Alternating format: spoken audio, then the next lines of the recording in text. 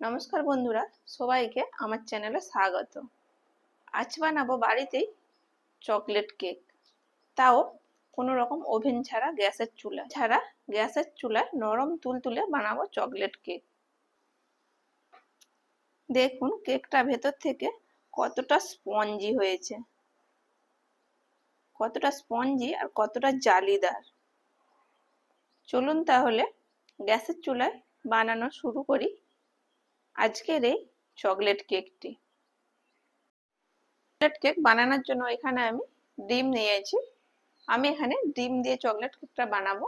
আপনারা যদি চান ডিম ছাড়াও বানাতে পারেন। ডিমে সাদা অংশ আর কুসুমটাকে আলাদা করে নেব। আপনাদের যেভাবে সুবিধা সেইভাবে করে আলাদা করে নেবেন। আমার এখানে এটি হাত দিয়ে বেশি সুবিধা, তাই আমি হাত দিয়ে আলাদা করে নিলাম। ডিমের কুসুম আর সাদা অংশটাকে আলাদা করে নিয়েছি। এবারে কুসুমটাকে ভালো করে ফেটিয়ে নেব। দিয়ে দিলাম 1 পিঞ্চ লবণ। যে কোনো মিষ্টি খাবারে 1 পিঞ্চ লবণ দিলে খেতে আরো ভালো লাগে। আপনারা যদি লবণটা পছন্দ না করেন তাহলে দেবেন না। খুব ভালো করে ডিমের কুসুমটাকে ফেটিয়ে নিয়েছি। এবারে এর উপরে একটি ছাঁকনি দিয়ে দিলাম। এতে দিয়ে দিলাম 1 কাপ পরিমাণ ময়দা।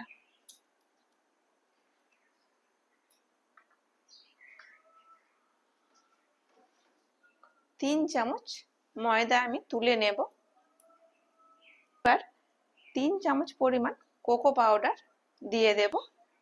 পারফেক্ট চকলেট কেকের কালার আসার জন্য ভালো ব্র্যান্ডের কোকো পাউডার ইউজ করতে হবে। আর একটু ডার্ক যে কোকো পাউডারগুলি হয় সেগুলো ব্যবহার করবেন, তাহলে খুব সুন্দর কালার আসবে। এর মধ্যে দিয়ে দিলাম 1/4 কাপ গুঁড়ো দুধ। এটা অপশনাল, আপনারা চাইলে দিতেও পারেন আবার নাও পারেন। তবে গুঁড়ো দুধটা দিলে কেকের টেস্ট অনেকটাই বেড়ে যায়। দিয়ে দিলাম 1 চামচ ভর্তি করে বেকিং পাউডার। দিয়ে দিলাম 1/4 চামচ বেকিং সোডা বা খাবার সোডা।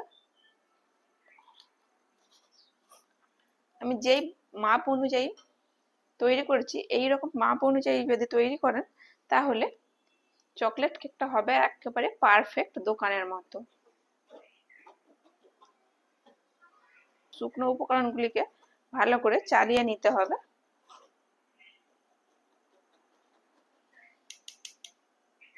অংশটুকু শক্ত ছিল, এইটা আর নেব না। তাই কেক তৈরির জন্য সবকিছু অবশ্যই ভালোভাবে চালিয়ে নিতে হবে। দিয়ে দিলাম 1/4 কাপ রিফাইন তেল। আমি এখানে রিফাইন তেল ইউজ করছি, আপনারা চাইলে মেল্টেড বাটারও ব্যবহার করতে পারেন। 1/2 কাপ চিনি। মিষ্টিটা আপনারা আপনাদের স্বাদ অনুযায়ী বাড়িয়ে কিংবা কমিয়ে নিতে পারেন। এবারে সবকিছু একসাথে খুব ভালোভাবে মিশিয়ে নেব। সবকিছু ভালো করে মিশিয়ে নিয়েছি।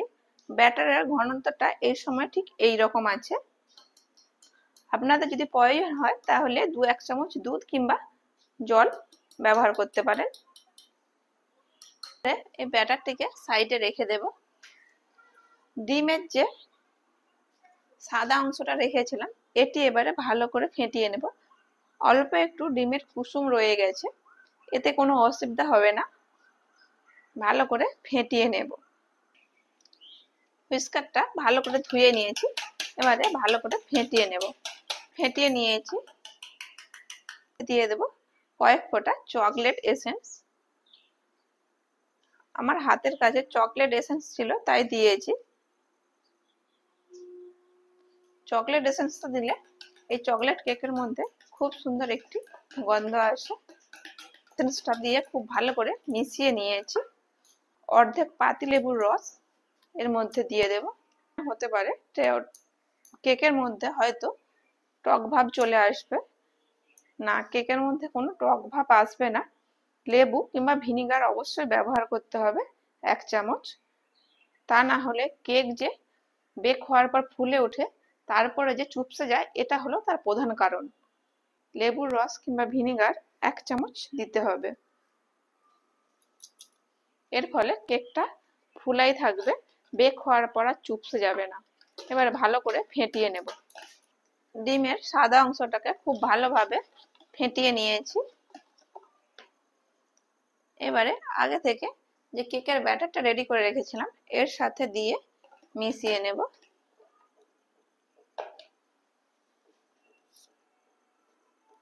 খুব হালকা হাতে মিশিয়ে নেব। বাকিটা দিয়েও একইভাবে মিশিয়ে নেব।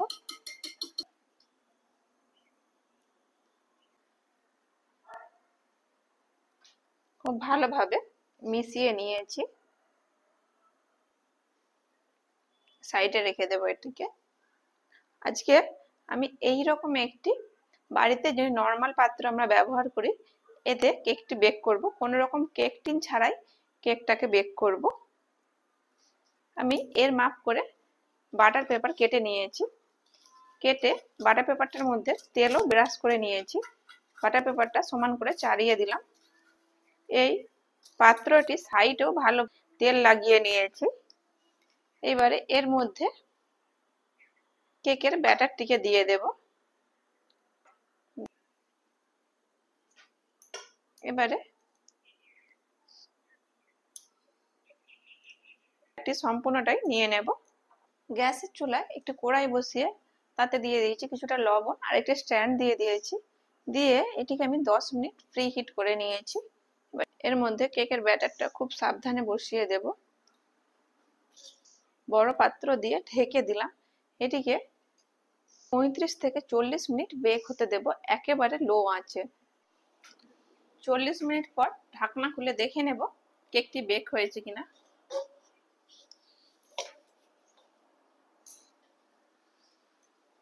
একটি ছুরি দিয়ে দেখে নেব। ছুরিটি ক্লিন বেরিয়ে এসেছে, তার মানে কেকটি বেক হয়ে গেছে। এবারে গ্যাসের চুলাটা অফ করে দেব।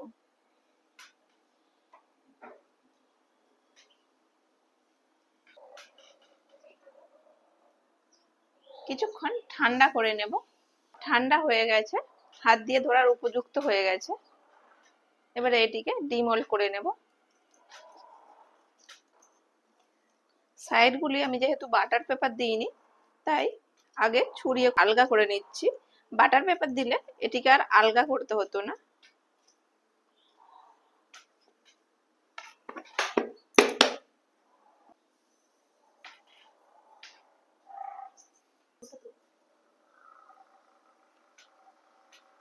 খুব সুন্দর বেক হয়েছে। কেকটা কতটা স্পঞ্জি হয়েছে দেখুন। বাড়িতেই এইভাবে খুব সহজে চকলেট কেক তৈরি করে নেওয়া যায়। আর এই চকলেট কেকটা ছোট থেকে বড় সবাই খুবই পছন্দ করে। থেকে বেশ চড়া দামে এই চকলেট কেকটি আমরা কিনে খাই। বাড়িতেই খুব কম খরচে আর সামান্য উপকরণ দিয়ে এই চকলেট কেকটি তৈরি করে নেওয়া যায়। কতটা ছিদ্রযুক্ত হয়েছে তা দেখেই বুঝতে পারছেন। স্পঞ্জি নরম এইরকম কেক খুব সহজে বাড়িতেই বানানো যায়। কেকটা এইরকম ভাবেও কেটে খাওয়া যায়, তবে আমি একটু সাজিয়ে নেব। উপর থেকে একটু চকলেট দিয়ে দিলাম। চকলেটটাকে আমি গলিয়ে নিয়েছি, সাজিয়ে নিয়েছি।